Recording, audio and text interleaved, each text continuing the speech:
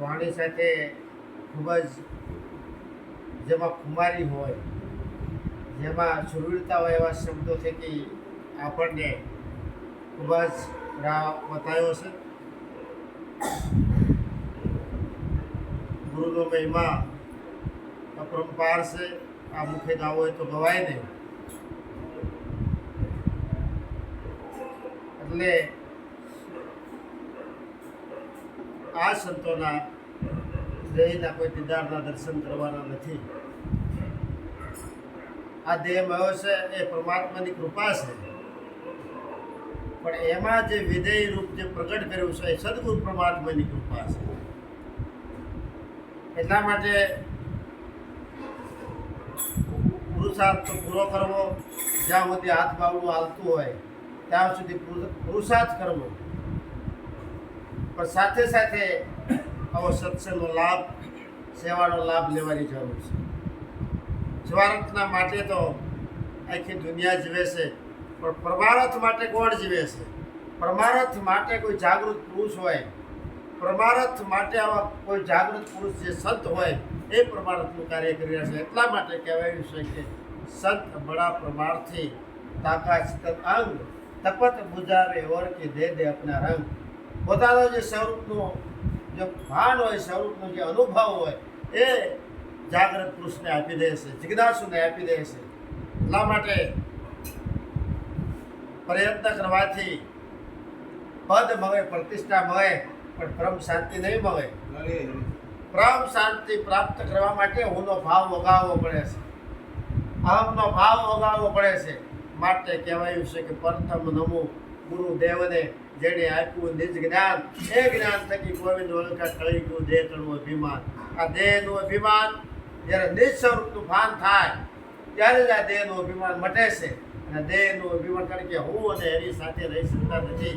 જ્યાં હું પદ હોય ત્યાં હરિનો વાસ થતો નથી, પણ જેનું હું પદ વગડું હોય, અહંકાર વગડ્યો હોય ત્યાં આપોઆપ પરમાત્માનો વાસ થાય છે. એટલા માટે આ સત્સંગમાંથી મારા પણ મૂકવાની જરૂર છે. એટલા માટે ગંગા સત્યે કીધું છે કે હું અને મારું એ મનનું કારણ. મન ધણી મટે તો રમાડું બાવનની. મારા મનની રમત છે. આ મન શુભો સડીદાર છે. આ મનને સમજાવવાની જરૂર છે. એટલા માટે તનના ગુરુ તો બધાને મળે છે, પણ મનના ગુરુ જેને મળી જાય ને, જે એવા પૂરા ગુરુ મળે તો આ મન સમજી જાય છે.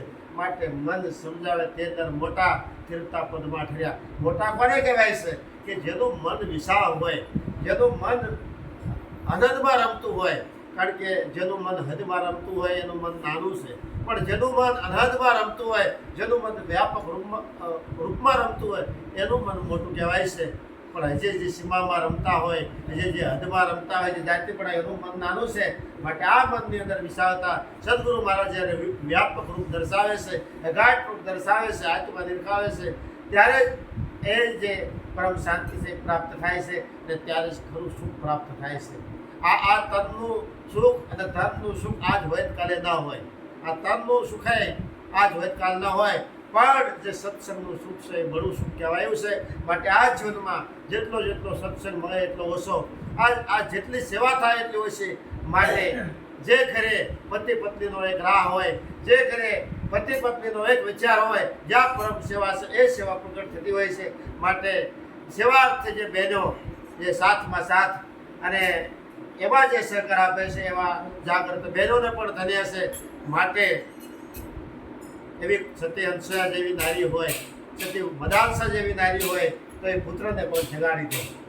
બસ એનો એક જ ભાવ હોય છે, જગાડવાનો ભાવ હોય છે. એટલા માટે સંતોએ કહે છે કે જાગેલા હોય એ જગાડી શકે, જેને તરતા આવડતું એ તારી શકે, અને જે જાણતા હોય એ જણાવી શકે. માટે જાણવાની વસ્તુ એ છે, વેદનો અર્થ જ એવો છે કે તમે તમને જાણો. એટલા માટે પોતાને જાણી આ જીવન વિવેકી બને. અંતમાં કહેવું હોય તો કહેવાય આ જીવન મળ્યું છે તો એમાં શું તકેદારી રાખવાની છે?